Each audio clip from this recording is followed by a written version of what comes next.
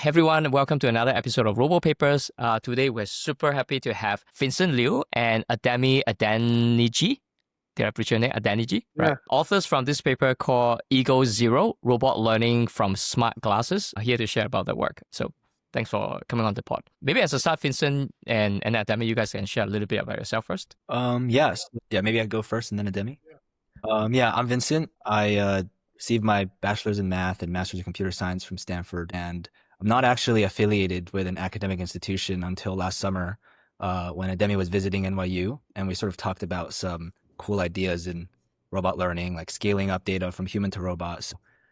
Sort of started going in, and with the support of Lero, we were like exploring this direction for the last year. Yeah, Cool. I'm Ademi. I'm a fourth-year PhD student at UC Berkeley, studying with Peter Abil. But as Vincent mentioned, starting around this time last year, I was visiting NYU, studying with Lero, and we were able to explore sort of a number of directions in human-to-robot learning, scaling up data, and we think came to some pretty cool results. So happy to talk more about those today. So yeah, we're going to talk about EgoZero, robot learning from smart glasses. Ademi and I are both co-authors on this paper, along with a stellar NYU undergrad. And we recently actually presented this at an RSS workshop. So yeah, let's dive right in. So first, let's talk about current robot capabilities and how they don't scale. So teleoperation doesn't scale. It's high friction to deploy robots in diverse environments, and it's bottled by requiring a very trained teleoperator to collect data. And on the other end, sim-to-real exploits the sim and breaks in the real world. And in between, you sort of have like these handheld UMI-style demonstrations, which are, still unnatural, slow, and kind of like in the local optima between the two trade-offs. And so basically what we need is higher quality ground truth data at scale specifically. And we sort of like felt that neither of these approaches really sufficed. And we think the answer is sort of all around us already. There's already 8 billion people on the planet doing work all the time. The analogy is like to the digital internet, where this would be the greatest corpus of training data for embodied intelligence ever. And it is constantly renewing. And so, we sort of like to say that human data, like the real in the wild from egocentric point of view, is like the renewable energy or like the most scalable source of robot data if we can figure out how to learn from it well. And for people to collect data in their natural embodiments and environments, the data collection setup must be both minimal and ergonomic. So for example, the most popular teleoperation approaches in the top row, they don't scale because they're not really ergonomic and they're not natural, and teleoperators are doing this not in their own embodiment, which requires like some skill gap and some training in order to actually collect data well. And in the bottom row, there's some like recent work of human to robot learning, which also sort of each one of these comes with sort of an asterisk, right? Like you have DexWild where you need to wear gloves, AR tags, wrist cameras, or you're assuming that you have stationary cameras, or even in the like the previous smart glasses work, EgoMimic, they need to co-train with teleop data. And so, in all these previous works, you need to make assumptions about your data collection setup. And our goal was to sort of like, how can we actually design the system in a way where you can make basically no assumptions about your environment? And so really conceptually, EgoZero builds on point policy, which is a work that came out of the same group by Sedant and Lero. And basically in this paper, they sort of define this unified representation space so that you can represent humans and robot morphologies in a single space. This way, if you define it well, in which case it's 3D points, you're able to collect data in one, represent it in this space, and have it transfer to the other morphology. So this is exactly what they do. The process is they label some 2D points on an expert image, map these points onto each demo, and track them throughout the demo. And then in point policy, he uses 2 cameras to triangulate these points into 3D. And this triangulation is used also for detecting these hand key points. So he uses like some basic hand model, and you're able to triangulate these into 3D. And so before going into like, I guess the egocentric setting, we should talk about why these 3D points are good and like the benefits of these 3D points. First is that they are morphology agnostic. So you're basically encoding like very sparse geometry and correspondence of the object, and also like the location of your end effector. And like these concepts are applicable in both human data and like robot inference, I guess. And then also, because now your policy learning problem is a 3D to 3D mapping, it is very easy to learn and very easy to apply data augmentation in this very linear space. And because there's correspondence, the object pose is encoded explicitly where your points are ordered. And yeah, so like in the vision based like VLA approaches, you would kind of have to learn this information through data. And also like the 3D to 3D space avoids this difficult 2D to 3D learning problem, which is kind of inherent to all these vision based methods. Yeah, and so the main contribution of EgoZero is building on this unified 3D representation space. We can show that it works in a zero-shot setting from egocentric in the wild data. And so these are some videos that you can find on our website as well. So I have So a question before I move on. So like I love the point policy kind of like representation space. I think it's really cool. But like one issue with those kinds of things is always like, what if the morphology of the robot is very different from the human? Now, what do you think about that? So like, for example, like your Franca there, right? Like I have 5 fingers, the Franca only has 2. How do you handle that? right. I think like that issue sort of is also present in teleop where you're handling that in a different point in the stack, right? And Right. so yeah, so basically to like retarget anything to like a gripper setting, when you're teleoping by like a band manual gripper, you're also you're making assumptions about the tasks you can solve and how you're collecting the data. So in this work, it's pretty, we just retarget like the midpoint of the index and thumb to like the midpoint of the gripper. Just more so because we just wanted to demonstrate that like, this concept works in an egocentric setting. But you're right, like going forward, maybe we can extract end effector positions of all 5 fingers and then retarget that to a dexterous hand. Yeah, makes sense. Yeah, I can see in your videos that at least from those that on your website that I can see, like, if I'm not wrong, you ask the person to kind of like pretend his hand is kind of like a gripper, right? So it's maybe a lot easier to just tell the guy what to do, like, imitate a little bit like the end. Is that intentional? I assume it's intentional. Yeah, To that make was definitely bit slightly easier. intentional for just mainly because like, again, we're sort of proving the concept of this. Mm. And in our work, there's many open directions of improvement for this, right? Like one is that, we also don't, as a result, learn the rotation of the end effector of the Franca.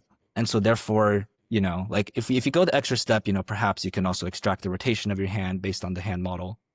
But we sort of like, there's already a lot going on to sort of get this proof of concept to work. Then we just wanted to show that basically. Got it. Also, Ademi, if you have any things you'd like to add, just feel free to jump in as well. Yeah, I mean, I think like an interesting sort of tangent here is that there's a lot of renewed interest in sort of one-to-one morphology mapping between robots and humans in terms of like hardware converging to the human form factor, which I think further motivates this idea that if you can collect ground truth for humans and then build a general purpose hardware system, a lot of the like embodiment gaps that we spend a lot of time trying to solve with clever algorithms, a lot of those get solved just because your problem space is easier. Like there's tighter domain alignment between basically your training data and your inference. And so I think like on one hand, like, yes, there is some amount of like, there are some mild assumptions you make when you retarget to, for instance, like an antipodal gripper.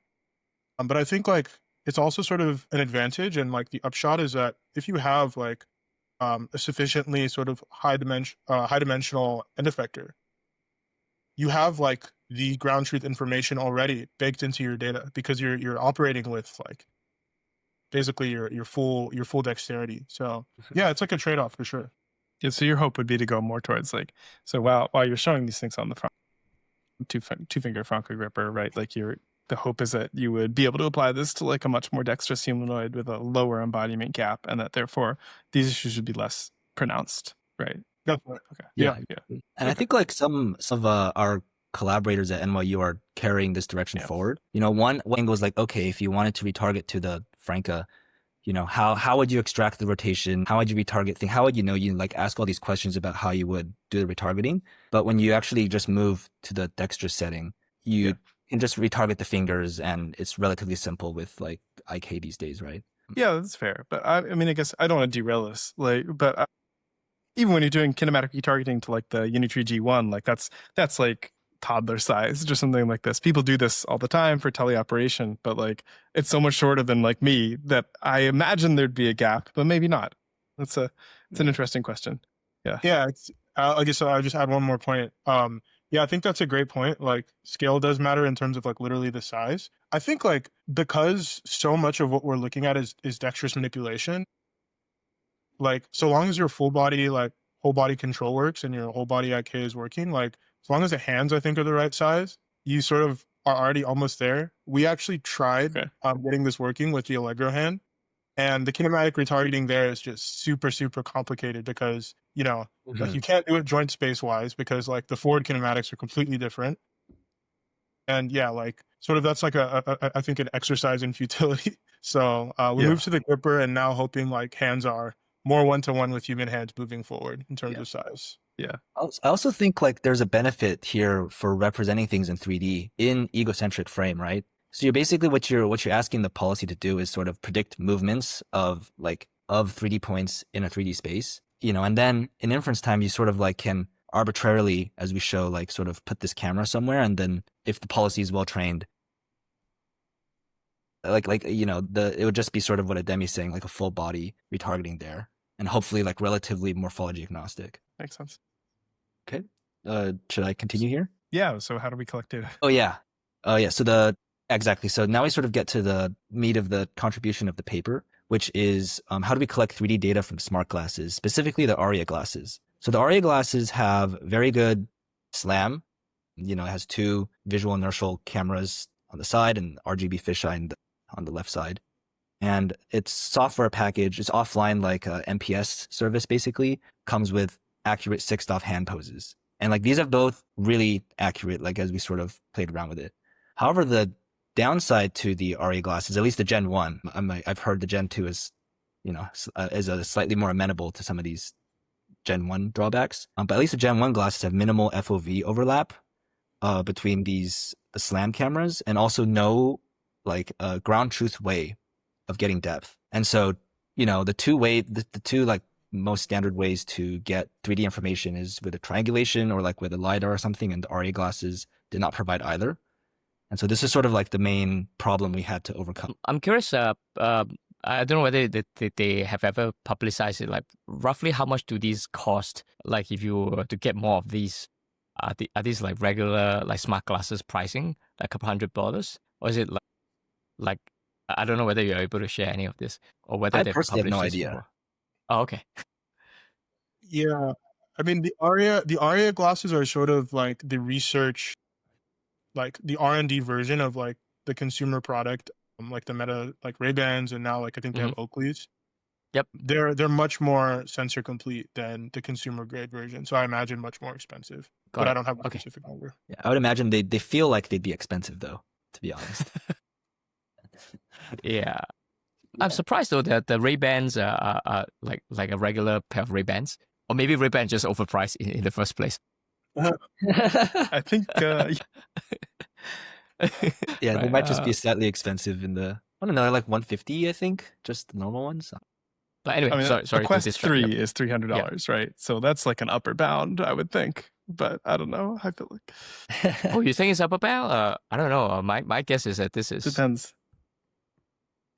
because if you are trying to squeeze into, I don't know. It's Yeah, I think hard the to get. miniaturization might drive the price up. Yeah. Yeah. But the Quest has the compute and the screens. So this is also a tangent we don't need to go with. Yeah. Should get the Aria guys on the podcast next time. Yeah. Yeah. You know, because I'm just thinking, I mean, ultimately all this thing, you know, to your point, your earlier slide is to scale this, right? And if, you know, Aria glasses or form factor like Aria glasses, which is like slightly more fancy, let's say smart glasses that can do SLAM well, then, you know, the cost become a important bottleneck. But anyway, we don't have to go there for today. Yeah. I'm just curious if you know. Okay, cool. Sorry. Yeah, okay. So sort of proceeding with the method then. Like I said, like conceptually, this is inspired a lot by point policy. So, you know, we start out with the same sort of procedure where you label a set of 2D object points on the training image, like this is like the expert image, and then you map these in 2D onto the first frame and throughout the demonstration for each example in your training set. But with the Aria glasses in the egocentric setting, you do not have two stationary cameras that are calibrated to triangulate these points. And so we then sort of make a couple assumptions to get this to work. One is that the SLAM extrinsics are very good, which they are on these glasses. And two, by assuming that the object is stationary, you're able to sort of triangulate over time. So like over the camera's trajectory. So it's like, point policy is triangulating two cameras, fixed point in time. If you just imagine like as you move your head over like 1 second, you have like very accurate camera information, and you can localize the object. And so this is sort of how we get around, can't triangulate with stereo per frame. You don't have like LiDAR or really ground truth depth measurements. But if you make this assumption and leverage like a good camera information, you're able to localize the object well. It's just that we can't actually track the object, right? Because we're assuming that it's stationary and triangulating over time. So the models we train are like in a way like open loop with respect to the object state, but we're able to like, track the fingertip movements in every frame. So it's like, that's why we sort of say closed loop. And also I had video earlier of it opening like a oven or something though, right? Or some kind of, yeah. So how does that work? Because that is not stationary. Yeah. Yes. Oh yeah, Ademi, you can go. Okay, so like, I think, so funnily enough, because you have proprioception closed loop and your model is ingesting proprioceptive input closed loop, you actually can solve a lot of these tasks without like per frame object tracking. I will add also though that this approach is sort of, I think, not necessarily, like it's not necessarily limiting. So you can, for instance, the SLAM readings are very high, read out at very high FPS. So if there's, sufficient camera movement, you can just triangulate over windows of time as opposed to over the entire trajectory. And, we use Ransack in order to like actually do the PNP mapping, solve for like the actual pose of the object. But, we have very, very high precision there after triangulation. And so you could definitely shorten the window over which you do this triangulation and have something that approximates something more closely. Now, of course, the best solution would just be to have some ground truth depth estimation via LiDAR, or just have two cameras so you can do stereo triangulation. Right. So back to like, how does it open the thing? In our ablation, or I guess baselines, we sort of test against a method where we just predict like a 6-point trajectory, like, and then just execute it. And so it's still able to do that, right? So it's not so much like, if you can't track things, how do you open the oven? It's just like, I guess maybe your question is more, maybe I'm not understanding your question. Yes. Yeah. So that's, in that case, opening the oven is open loop. You wouldn't like be able to respond if the oven got jammed. I guess that's what I would imagine basically. then. Okay. So basically what the model sees is like a snapshot, like summarized with like 3D points, and then it goes and knows where. So it's kind of like memorized where it is, right? Yeah, makes sense. So if the object is moving, you'd probably be in trouble. Sure. Yeah. So okay. Yeah. Okay. So going forward then, so I just described how we get the object points, and so the other half of the equation is how do you get the end effector points, or basically your index thumb finger from these recordings. So actually, shortly after we, I think, released EgoZero, this step of computing 21 hand key points in camera frame, like, was released as an update to the Aria glasses. And we took a look at the outputs, and they look pretty similar. So maybe they're doing something similar here. But the idea is that because the Aria MPS service only outputs 6DoF, accurate 6DoF transformations of, your palms and wrist in camera frame, you don't have, the fine grained information of how where your fingers are, right? And so when we sort of look at monocular hand estimation models like Hammer, we see that, we observed that like the hand shapes look pretty correct. It's just that if you read out the predicted pose of where the hand is in camera frame from Hammer, it's very incorrect, right? Because you're sort of estimating the 3D from a single image, which is like kind of a difficult problem. And so what we thought is, okay, is there a way we can borrow the local hand information from Hammer or these hand estimation models and like piece it together with accurate 6DoF like hand like pose in camera frame? And so this is sort of what we did. We like kind of took a look at where the palm is with respect to like the morphology of the hand and the key points. We kind of compute a centroid and then align things, and then you add them together. And so like conceptually, I like to think of this as you're like kind of projecting out this incorrect information predicted by Hammer, and like you're sort of like pasting in this accurate information by Aria. But you're saying that it sounds like area, I don't know, is it like an MPS plus that basically have this maybe being able to do the hands well as well, is what you're saying? Yeah. So like, I mean, literally, I think right before we open source our code, they released an update to their SDK, and you literally can just read this out for free. You don't have to run Hammer on your GPU and all this stuff. Yeah. But like the sort of like qualitative assessment of the two outputs look pretty similar. So I would imagine if they have like access to the whole hardware system, the stereo cameras and SLAM and everything, it probably wouldn't be too hard to either like do what we did or have a version of Hammer that is more accurate because it's like with stereo and with camera information. Yeah, that's kind of like a general theme we've felt like post this project is, a lot of these hoops that we had to jump through are pretty easily amenable, right?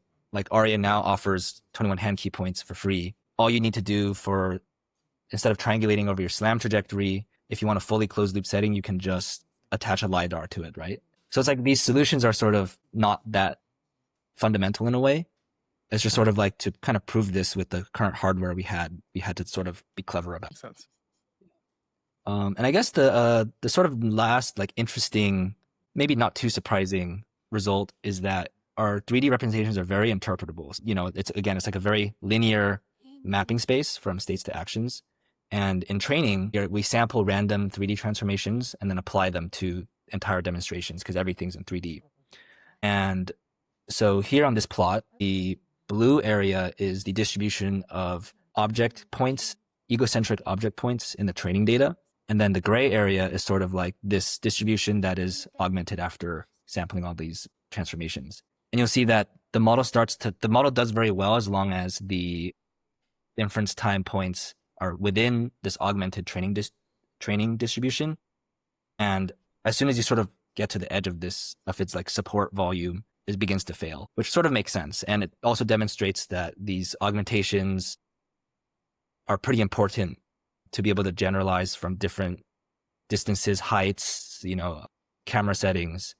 So that's pretty much it. The longer version of our RSS workshop talk. And we can go to the website too now if we want to check out some more videos or details. Sure. Yeah. Yeah, let's do that. What kind of network architecture is this? Out of curiosity, is this one of those like, I don't know, 3D specialized models, or is this a transformer that you threw all this data into? How do you make it work? Just a small like Baku transformer. Okay. Literally like the number of parameters is like a low single digit millions. You don't really need much more to learn a very simple problem. Yep. Yeah. I mean, 3D, I feel like 3D models are usually pretty data efficient, right? It's like kind of. Do you mean like point nets and stuff? No, well, I meant anything. Okay. Anything using 3D information. But yes, those two. I see. Demi, is there anything you want to add? I guess. Yeah, no, I think that was pretty comprehensive. I think we should maybe look at some of the in the wild to like inference time transfer results. Like I think there's some cool videos where you like fold a towel in your bedroom and it transfers. Yes. Yep. Let's see. We can probably find. You guys can still see my screen, right? I guess these aren't in my. Well, maybe this. Yeah, this one is. Yeah. So the nice part about this is like with just 20 minutes of data, basically, because everything is super summarized. Like the if you have like this general like learning stack pipeline, however you want to call it, where you go from dense video to just actions, in a way we're like sort of we're shrinking the portion of policy like that policy learning is responsible for, right? We're sort of like we're expanding a lot of compute and like knowledge contained in like grounded vision models to simplify the learning problem. So like that kind of comes with some trade-offs. But one of the benefits is that with just 20 minutes of data across four different, very different visual settings here, none of these are even in a lab. These three here, the sort of point information is robust across all these settings, which is why the robot's able to fold the towel as well. Yeah, what's the success rate on this, for example? Everything was around, let's see, what is it, 60 to 70%? I think 70 on average. And it definitely, we noticed that like the performance of this sort of framework was more of a function of how good the 3D measurements are, as opposed to how much data you have. Right? Like it was relatively easy to get general behavior because you're able to do these augmentations, to expand your domain input basically. And also like these demonstrations aren't too complicated. It's not like there's many different ways to fold a towel that we've demonstrated. So we really saw that, if you have, for example, hammer plus aria hand detection, about like centimeter of error, whatever. And then so you're therefore limited to sort of that level of precision. Yeah, makes sense. Yeah. And then I guess another nice property, and this is what point policy shows, is that because again, you're using points, which is just more like spatial geometric information, you can swap out the literal like training object and you're able to, fold a different color towel or like, just change the color, like kind of variations of your training object. Would it work with distractors? Like if you put another towel down, what would happen? That's a good point. I don't think we've really tried that. I think that my solution, if I had to work around that, I'd probably just engineer like some higher level thing that sort of sorts this Yeah, out. just use like SAM or something. Yeah, that makes Yeah, sense. exactly. Yeah, right. exactly. I think we have something kind of similar with the fruit bowl experiment. Well, yes, that's right. So that's kind of what we do for the fruit bowl, or put the fruit in the bowl. You sort of exploit the fact that you can sort of like these fruits are about the same size, and so if you label like points on them, they sort of mean the same thing to the model, and therefore like depending on how you prompt this SAM model or like the correspondence model, you're able to have it go target different fruits, even though sort of like we just have one model trained on pick and place of like different fruits. Yeah, so basically it's language conditioned, right? Like the like the segmentation and like the actual inference time point selection is like kind of guided by like how you specify the task, but the actual model is sort of more like modular in some sense because like the geometric reasoning is exactly the same. Yeah, so this is like benefits and there's trade-offs to this, right? So another instance of why we have like error rates at all is that we noticed that the highest source of error comes in inference from the correspondence model. Uh-huh. So it's basically this, like you just use some old stable diffusion model, you query it for a step and you take out like a feature map from its activations. And then you do this for your training image and you do this for your inference image. And then you just sort of like try to match like the cosine similarity for each point that you want to map onto this. And so go ahead. Yeah. Yeah. And so like another like side note is, we collect data with these Aria glasses, which is fisheye, and they're kind of yellowy or a little grainy looking. And in inference, we have the iPhone because we just want to unproject with depth. And so DIFT is really not a strong model at all, or like a algorithm at all. And we basically help it out by using grounding dyno to segment out the object. So this is what Ademi means when it's language conditioned. Like the system is sort of language conditioned. So we segment out the object with dyno, which works pretty well. And even when you run DIFT on the segmentation, sometimes it gets the points all wrong, right? So it's like jumbling up the correspondence information, or basically the orientation of the object. Yeah. And then sometimes with the iPhone depth map, which is very low resolution, if your points are near the edges of the object, maybe the depth map flickers, and so all of a sudden you're reading a point that's like 30 centimeters further. And so it's just like this kind of like system level thing, which is maybe in a way a drawback of having like a not fully end-to-end setting. Yeah, that makes sense. Well, you could always like train your own point correspondence model or something like that. I guess obviously out of scope for this paper, but do you think that's like the way forward to best improve performance then? Again, it's like one of those things where that might be optimizing or like trying to push a local optima. Sure. Yeah, me too. If you want to speak to like, we were thinking of like some extensions of this in a more foundation model setting, and we realized that correspondence was probably one of the things that had to go first. Like to remove it, not to improve it. Yeah. Okay. Yeah. I totally agree. Yeah, I think ideally you break the correspondence completely by basically learning invariance in like your training. Like, so yeah, I think like the next step here would be basically, can you basically not have the system rely on correspondence at all? And still train for points, but like break the strict requirement that like, the first point corresponds to like, something semantic. So instead your transformer is learning like sort of something more geometric and spatial, as opposed to sort of like having to keep this like specific ordered set of points consistent. Right. So there's a very practical reason Yeah. for that too, and it's that when you have this correspondence, you're basically for each task defining like the finite set of points that is fixed for that task. And so, even if you had 5 points for your bread, 5 points for your oven, the point IDs like wouldn't actually mean anything. Like it wouldn't transfer across these tasks. So you'd sort of have to get rid of this in a way to train a multitask policy that's more than just like a expert whatever network ensemble. Yeah. And so the issue kind of with I agree with Ademi too. Like you kind of want to absorb this pose information and like more implicitly, ideally. And so I think maybe the reason that might be hard would be that you don't like the world doesn't necessarily have that much dense, diverse 3D data to learn these things on, right? And so that's why VLMs and VLAs have done so well. It's because the image modality is much more rich and there's much more data and it's much easier to get.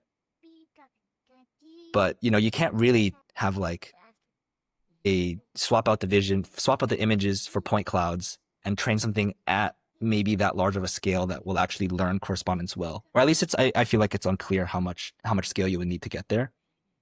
And so there's been a lot of work lately, actually, shortly after, again, we released EgoZero, where there's a lot of like now variations of VLAs. I think, Chris, I've seen you retweet a couple of them where it's like infusing VLAs with 3D information. So you're trying to get the best of both worlds, right? Yeah, that makes a lot of sense. Yeah. I have a question about the trade-off, I guess, between this kind of smart glasses way of collecting versus something. Well, definitely, I think it's everyone knows how painful it is to do teleop with real robot data. But I'm just thinking something like Dex Umi or Dex Wow, right? This kind of project. It seems to me it's like a small hardware thing that they could be a glove or maybe like a QR code thingy that they put on the wrist. I wonder if by doing that, I mean, it seems to me it's not that much more inconvenient in terms of a UX for the human. And I wonder if those I'm trying to think what is the trade-off, right? Why don't we do smart glasses with the Dex Umi stuff if the Dex Umi are quite easy also? Or do you think actually there is benefit to using actual human hands because the human hands can do more things? Like, what do you think of that? Yeah, I think two things. So for one, I actually would beg to differ in terms of the ergonomics of just using your hands, which you're sort of kind of like maybe evolutionarily pre-trained to just do, like operate within your own embodiment. And also people are just used to doing like by operating their everyday lives. I think there is a gap there in terms of latency. And I think it's also pretty difficult to convince people to use instrumentation that occludes their natural function. So I think, yeah, there's a gap there. I think there's this point about you want really precise and like sort of high upper bound ground truth in your data. Like you want your data to be pure in some sense. And then you want your algorithms and your models sort of push towards that ground truth and approximate it as closely as you can. And I think once you start integrating like more instrumentation, you sort of reduce the fidelity of your ground truth. And I think that this can be constraining. And yeah, I think like the other piece there is, just in terms of scalability, right? Like I think we've got lots of data online on the internet of people operating within their natural morphology that while we don't actually explicitly use in this project, although we do use hand tracking, which is trained on those large data sets, I think there's like so many interesting directions where you've got like a small, maybe high fidelity data set with like super accurate 3D information, and you couple that with like large scale internet kind of like, let's say, dirtier data, but that still has that sort of like ground truth in terms of it being like humans actually doing things as they naturally would. And so, yeah, I think like gloves and like these sort of like appendages that people use are like interesting directions, but yeah, I think like we should really focus on trying to preserve the fidelity of our ground truth as much as possible. Makes sense. Even from like personal experience. So actually what we tried before EgoZero and Field Force, I guess, came out of one big project that Ademi and I had worked on for a while before either of these two. And so we sort of started last summer around August, I'd say. We probably started working on a big thing. And basically what we tried from August to February was very similar to DexWild, where we actually used the Manus gloves and a Ruko tag and like a chest mounted iPhone. And it's like all these things are, it's like, oh, it might not be that big of a deal to have someone do a chest mounted iPhone or all these things. But even wearing something like Manus gloves, where you just kind of felt that you couldn't do so many things very naturally. It was cool to see like the authors of DexWild had a setting very similar to ours, and they ended up getting it to work. We sort of after like January took a step back and realized that this sort of isn't in the direction of ergonomics that we felt would really scale. So just because Ademi mentioned it, do you think that this is you're going to be able to leverage like YouTube video data at some point in the future, or do you think this kind of because it is like an obvious strength of this approach, right? Like this is much closer to like what you would get from just third-party data. Like how much do you really need the ARIA Slam kind of toolkit here? I'd say with the second part, at least with the ARIA Slam, this is like the Slam is also used for, in addition to how we use it to get all these point informations, it's also used for just projecting things in a fixed frame. And I guess, and so like that is probably pretty important for inference, right? Where your robot's not really moving, or at least it starts out like in a certain spot. And I guess that question is more like, there's like a broader question maybe there, which is like, how important is this camera information? And I feel like that's the downside of YouTube data, is you kind of just have unknown camera information. So if you really are trying to extract accurate 3D like proprioception, that will be very hard to do. Right. Well, certainly if there's like cuts or whatever, you can't pull from that video, but like, I was wondering if like structure for motion, you could get an accurate enough camera pose that you'd be able to do this, or if that's just like, you don't think that's there, that technology is too far off. Like, I think, I mean, my view is we've tried to get structure for motion working for a really long time, and people have spent a lot of effort trying to get really precise extrinsics. And I think there's been cool work actually that's leveraged structure for motion like ideas. Like I think there's some stuff out of like CMU, and like a few other places that sort of try and do something actually quite similar to what we're doing, but like using this, like, again, I'll use it, dirtier data, and like trying to impute camera information. I just think that, like the signal isn't there, like generally. And really like we should just invest in scaling like the right signal. And I think that sort of underscores the importance of having something very, very frictionless, such that you actually can get to that scale, but with the signal in the data, and in your data annotations, importantly. So that's my view anyway. Yeah, I'll add something concrete to that. So in the process of trying to get depth, let's just say depth estimation solution working, we tried a lot of things. And one of them was actually like Master Slam. I'm not sure if you've heard about it or if there's been a lot of work here, but like those, the videos they would post would be pretty compelling, like where you can just take like a walkthrough in a video game and would map out the whole thing, right? And so we actually tried this. We ran Master Slam and tried to get depth from like the point clouds that it would produce, and we just weren't able to get enough like precision there. Like we spent like a few weeks trying this.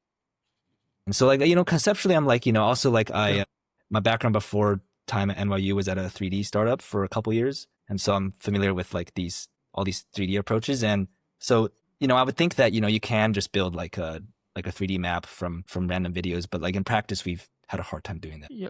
I was wondering, do you think it's possible that because in this case, like the view of you coming from the two cameras on ARIA, very wide view, do you think it matters? Because if I don't know specifically how is master, I mean, a bunch of these like camera poles, because oftentimes their view of you is the training pipeline, they use narrower, let's say, 90 degrees.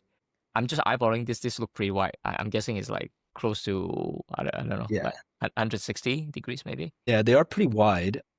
Master Slam specifically had an option for you to input the camera intrinsics, which we did. And like for ARIA, they provide these. I see. And I guess, you have like your KD, whatever distortion coefficients, and those default to 0, which in the fisheye, you have high distortion. So we actually undistort the image, but even if you undistort these fisheye images, they don't look very like pinhole-y, you know, they still look pretty warped. And so I feel like this might have been an issue. This might have been like a reason why, you know, when we try, you know, using like a binocular depth estimation model and we ground it in like Ruko tags in the scene or even master slam here, maybe these are reasons why like those methods don't work so well, because the camera is like it's like very distorted, right? But also like I guess another aspect of the fisheye lens is that it's actually very nice because it minimizes occlusion. So, you know, like as I'm grabbing the fruit here, it's pretty much not occluded until you actually cover it with your hand. Again, I mentioned like Ademi and I had tried a setup similar to DexWild where we used the iPhone, a chest mounted iPhone. And also because it's lower, but also because it's a linear kind of pinhole. One of the reasons we think it didn't work well is because as soon as you reached out to it, you would occlude the entire scene. And so like the fisheye is kind of nice in this way, but also maybe it lends itself to like a difficult time extracting depth. Yeah, I'm trying to think. What do you think will be the end state of scaling something like this? Like practically, like give a bunch of these kind of glasses to a bunch of people, and just ask them to do just do stuff in the wild. Basically, just do stuff in the wild.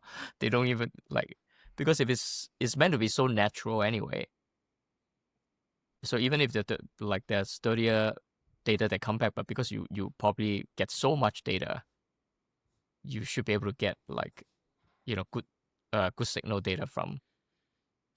Because I do agree. I mean, having DexWild and all that. So we actually printed DexWild. I haven't seen it, but I haven't tried myself. But my team have tried. It's just fitting it on is not very natural.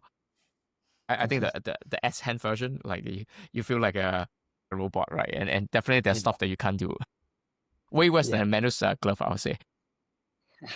So the question was, like, yeah, I mean, how do you think that this? Yeah. How do you think this will scale, right? I mean, do you think it's just as simple as giving, you know, a bunch of these glasses out to, you know, literally random folks and just record their daily life?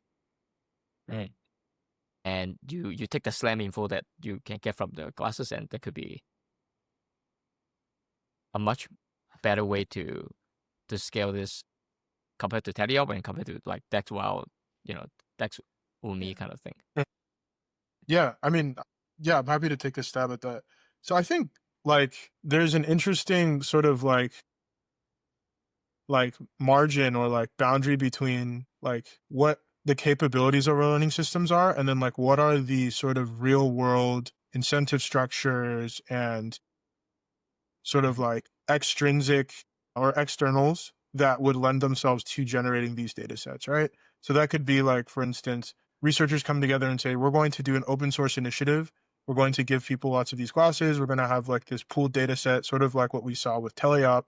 And then we're going to basically like establish a benchmark so that people can train models. And then the best model is sort of like, you know, distributed around, and like people try and improve this over time.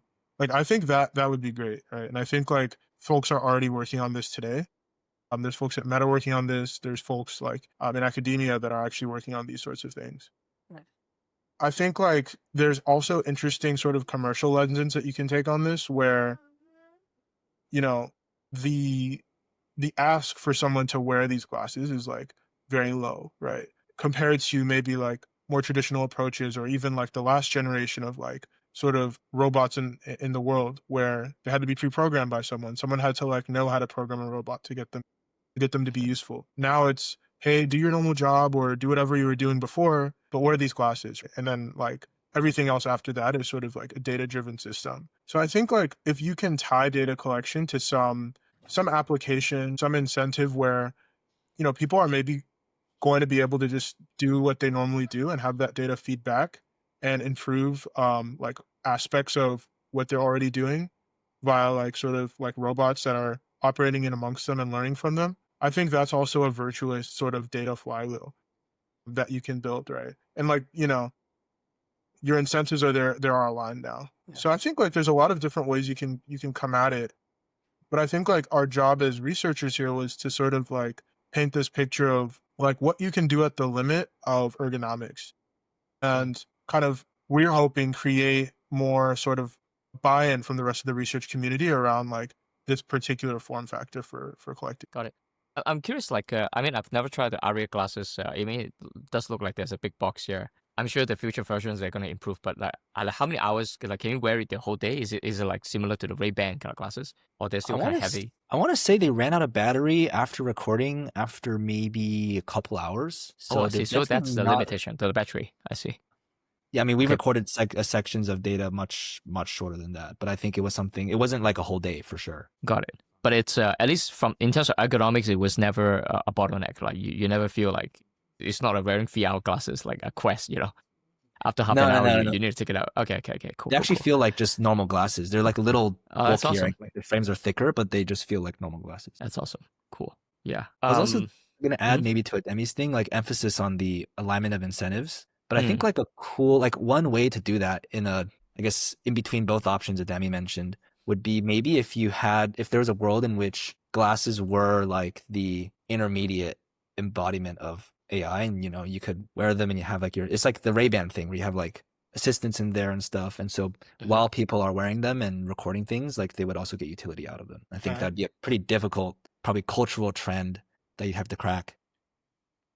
But then everyone would be wearing them, right? Yeah, I mean, I live in Singapore, so Ray-Ban, the Meta Ray-Ban is not so yet, but I have a two Meta Ray-Ban because I love the idea of so much. But they actually haven't turned on the Meta AI in Singapore yet.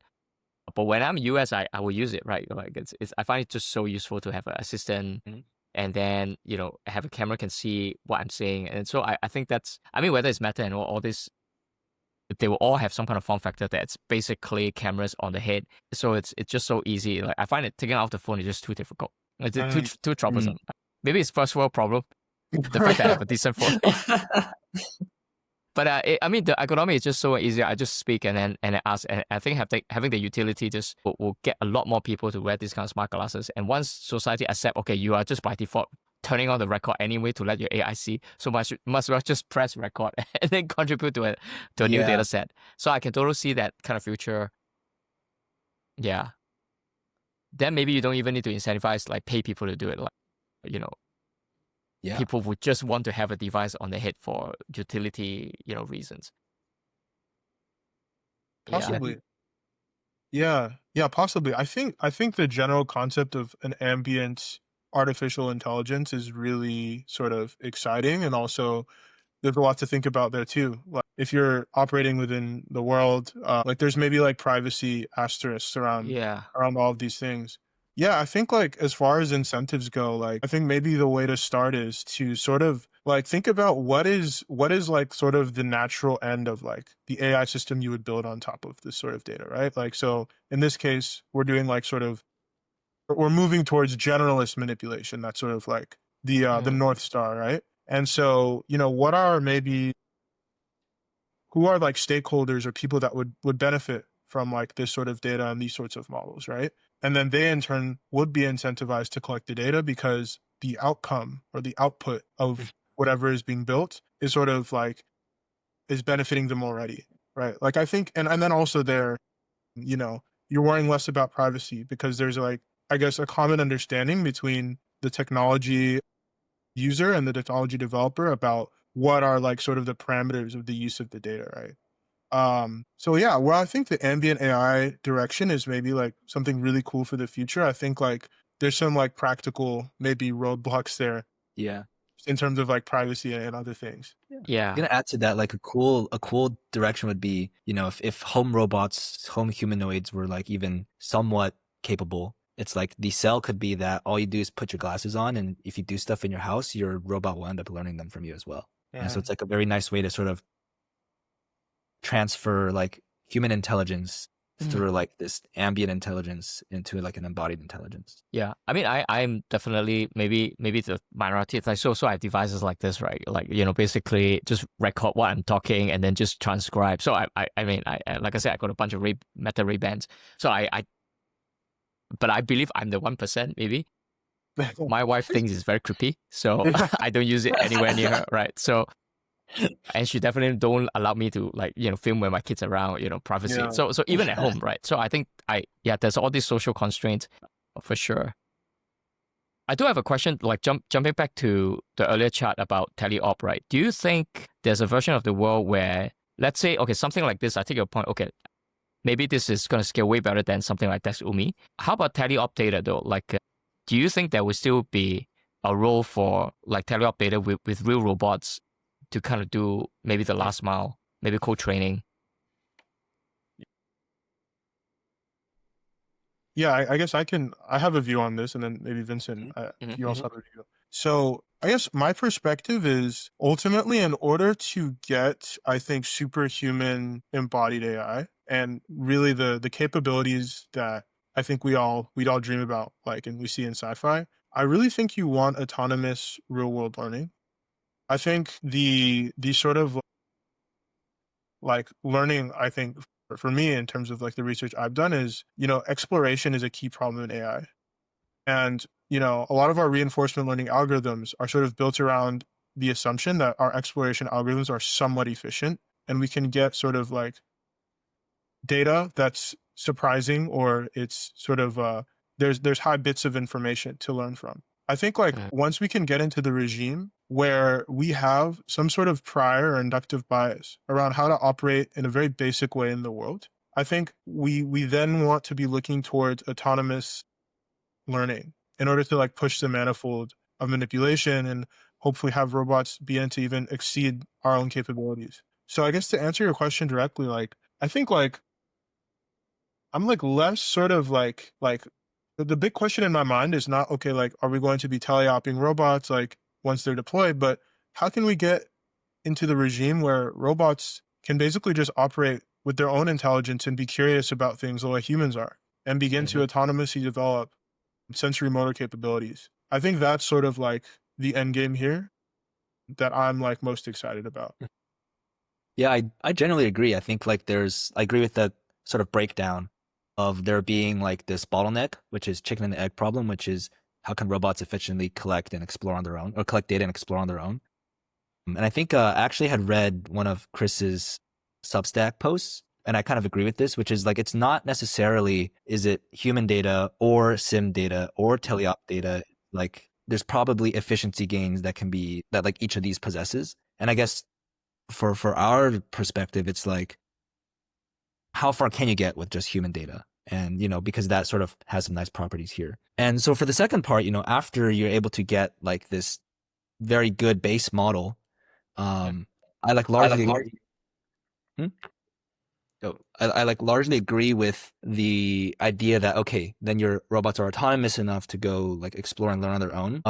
And I don't know, I kind of like that idea, but recently I read like this limits of RLVR paper, which I've been sort of thinking about. And this is sort of like a language model paper where, you have this idea of a base model that is very powerful, and you then sort of put it in a RL training on tasks where you can verify like success or not. So it's like coding or like math perhaps. And what they showed is that when you start with a strong base model, which is kind of like a requirement for efficient exploration, and then you sort of like train it with reinforcement learning in like some simulator, they showed that RL basically doesn't produce any new like superhuman behaviors in a way. And they sort of demonstrate this by plotting they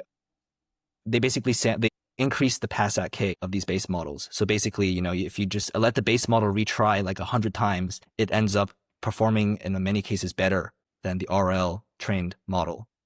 And so, I don't know like what, if we're not even close to like that regime in robotics, I suppose. But in my head, I'm like, okay, maybe practically there's again some algorithmic things that would prevent you from just this idea of once you're past the chicken and the egg problem that you can just do RL and you become superhuman. It's like maybe that does exist, but it's like that the point at which you do that, you might already be hitting like 5 significant digits of like nines, right, in your success rate. I do think that was a super interesting paper, but at least in the robotics space, I feel like in language, they always have RLVR is always like discrete success terms, right? Which we never use in robotics for RL, right? Like it's like you can always like penalize energy or speed or something. Like it should always, I'm more optimistic about robotics RL, I think, than that. But I mean, what to say it doesn't have its limits either. Right. But I mean, like, if I imagine, like, I'm relatively new to the robotics field, right? But if I were to imagine, if you had RL and real, like, learning, you'd probably be also just assigning zeros and ones to whether it completed the task or not, right? And in a way you wouldn't expect it to explore in a very, like, in a way that, like, diverges from its base behavior. I think, can I chip in here? Like, Yeah. I have like maybe the other side of Chris, what you said. So yeah, I think like reward shaping is maybe like one way that you can maybe like coerce certain behaviors, but I think is maybe like subject to like the same maybe ideology that Vincent is describing. And of course, like this is one study. I think like generally like you need like a collection of works for us to like be convinced of a direction. I think my take is actually that we should go the opposite direction and use less supervision in this regime. So I think like there's so much interesting work in like the unsupervised RL community and like the sort of just like general exploration that kind of shows that you can learn sort of like surprising behaviors by doing things like trying to optimize for model uncertainty or trying to optimize for going to areas where like you have high disagreement about what the future holds. And so I think like these sorts of algorithmic approaches that are sort of less constrained um, are the ones that maybe are going to lead us to the capabilities that surprise us and do things that maybe humans wouldn't do, or maybe humans can't specify concisely with a reward function. But again, you do need a really good prior because these methods are like, not only are they RL methods, but they're also like without sort of a direction in some sense. So the exploration problem is very high dimensional and inefficient. Wait, so Ademi, what do you think would be missing from, like, the limits of RLVR work, right? Where it is, you're able to explore efficiently because you're in a simulator effectively, and you are allowing it to discover things by just kind of, I'm assuming they do like some form of sparsity rewards. But then again, they show that it's not actually able to explore meaningfully. So maybe that's the problem. So verifiable rewards are things like does your code compile, right? So they're always fairly like what we would consider sparse to be in robotics. So they don't solve they don't do anything on the exploration side, which I think is the important thing to remember. Whereas like in most RL robotics contexts, your reward function does help exploration, or you have a prior or something, like if you're doing a motion policy prior that'll like guide exploration. So it's a I don't know. I don't know much about the language side either, so we'll see. Well, I guess that the other real challenge in the real world is that if you try to really let the robot try to explore in the real world, it's going to run into trouble. And it can't respawn itself, unlike in the simulation, right? So, there's this recent paper also from this guy, Xiu Hong. I think he's going to come onto the pod soon. Yeah. About RL, of policy RL. So, I do think maybe, like he said, we also need some advancement, especially on like the horizon for off policy RL. So that maybe some of these we don't have to wait until we have a very, very good, because the chicken and egg is not trivial in my view. Maybe by the time you have it so good, you actually have solved it. Yeah. Which is maybe what the LLM guys are finding out. Oh, the model is so good, actually, you don't need RL. But I mean, robotics is a very, very long way from that in my view, because it's so hard to get that. I mean, if the robot failed, like, you need a human to go and fix it, right? So the way, for example, I look at Tesla, to me, it's got a 1 human to 1 robot ratio, right? It still have a 1 to 1 ratio. Even now with the robot taxi, you look at it, it still have a dude sitting in the car, not at the driver's seat, but Yeah. so there's still a human there. And I suspect maybe for especially things that's going to break in the real world, that it's just not just safety, right? But it's just like whether it's pragmatic to reset. And it might be very, very hard to do to get that traditional RL thing going in the real world. And of course, you can do all sorts of this experiment in the simulation, but the question is always like, people will doubt you. Okay, can this really do seem to real? Then you get back to, oh, okay, you still have to test it in the real world. Yeah. Maybe, yeah. I don't know. I like to use the humans as like to ground how I think about these things. Like, and so maybe like let's not think about unsupervised. Like, let's just take traditional supervised RL. You have a reward function, something you're trying to do. Like, so let's say you're trying to like be really good at basketball, or like maybe you're trying to perfect a free kick in soccer.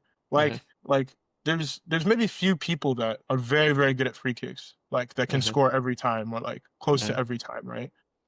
but everyone knows how to pick the ball out of the back of the goal, or walk around. Like you missed the goal, you can go walk, put it back on the spot, try again, right? So that reset behavior is much, I would say, simpler in some sense, or much more easy to learn than the very fine-grained sort of like motor skill of like hitting the ball with the perfect angle, the perfect amount of force to get the curve right. And so I think I like see. really what we're looking at is you want to build a set of primitives that you can bootstrap on, so that you can efficiently like reset and efficiently like be somewhat close to the more complex behavior. And I think that's pretty within scope. I think it's just how do you get those primitives and those inductive biases to begin with. Um, But you'd also want like a reasonably good policy for in the freak example, right? To like start off of. And so Yeah. I guess you're still at the point, you still go back to the fact that like, okay, if you can imitation learning your way, or however they do it these days, your way to like something good, then you sort of start from there. And then that itself is maybe a chicken and egg as well. Yeah. Well, very fascinating stuff. Okay, cool. Yeah. I think it's maybe we should do a wrap up. Is there anything like final 1 or 2 points that you guys want to say? Like, what is some of the biggest lesson that you think you guys have learned? I think you shared a couple, but if you can summarize for us, and also maybe if you this is a common question we like to ask you. If you, let's say, you guys have another 3 months to work on this paper, like what would be something that you want to have done to squeeze it into this paper? But should I go first? Oh yeah, sure. Okay. And then maybe Yeah. we could add stuff after I'm Yep. after I wrap up. So I guess I'll start with the second question, which is what will we do in 3 more months? We had actually planned to sort of explore, like we mentioned, like a VLA style training. But I guess the idea being like, given what we've seen about the trade-offs of using 3D points, is there a way we can extract the benefits of that into like something like a VLM or like an LLM, which has a very strong reasoning prior, and maybe get like some generalist behavior? I think that's very interesting, and I think we've already seen a lot of work come out in the last month or so pursuing this direction. In terms of like, the 1 to 2 points, I'm probably say something a little oversimplified, but I think it's sort of shaped by my sort of research in other domains more than robotics, and also some time at Tesla, which is, I feel like, you basically, for deep learning systems to really work in the real world, they've only really worked when the test set is basically the same domain as the training set. And so I kind of this extreme perspective that you should start with that sort of hypothesis and then ask yourself, how can I basically collect data from every single like inference time scenario that I care about? And then you run massive self-supervised learning or behavior cloning at scale, which is kind of what Tesla does. And in robotics, you have this morphology gap issue if you're doing this from the human perspective. But I feel like, those algorithmic things will sort of fall away with time. And so, I don't know, I've kind of maybe a little pessimistic view on research, where if you just do this at scale, at the entire global scale, you will get very far to the point where maybe you would even solve it. Yeah, I think yeah, I mostly agree. I think like one thing that's interesting to me from this project is sort of, I think, the learning, I guess, from a lot of the pain of some of the things we tried that didn't work, is that ergonomics really matter. And a lot of times simplicity is sort of like the way to go. Like we tried a lot of things as far as getting like, motion tracking working, like more mocap-like solutions with gloves. We've tried chest-mounted iPhone camera. We've tried real senses, depth estimation methods. Like a lot of these sort of more like bottom-up approaches to getting something like this working. And already at that level of scale, which is research level scale, right? Like we're not trying to get any like robust system working. It's like, we just want to like basically be able to solve a task. And your system has so many sort of points of failure that even getting enough data to train something for a research paper becomes a bottleneck. It becomes a headwind. So I think, yeah, the learning here was adopt something much more simple and scalable, even at a research level. Like, obviously we care about ideas in research, but I think a lot of the really important ideas are very simple and kind of like make somewhat dumb assumptions at first, but then we sort of think about the assumptions like, oh, hey, maybe that's not so dumb, right? So I think simplicity. I think one thing that I'm really excited about moving forward that I would definitely do if I had more time is one, yes, totally like, I think exploring the nexus of like 3D representations and all of their like really powerful invariances with internet scale models like VLAs is a great direction that many people are already taking. I think the other thing that I think would be great to see more work in is actually like there's a ton of really good hands coming out that are like really close to the human hand in terms of like size, let's say. And yeah, they're still expensive, I think largely, but it seems like they're becoming more available to the point that we should really like revisit a lot of the kinematic retargeting that we've been doing. Like, let's say like doing a lot of kind of hand tuning because the hand is like super big, right? Like if you're using an Allegro or like a leap hand. And like, let's see how well things work with like a hand that's like more similar to the human hand.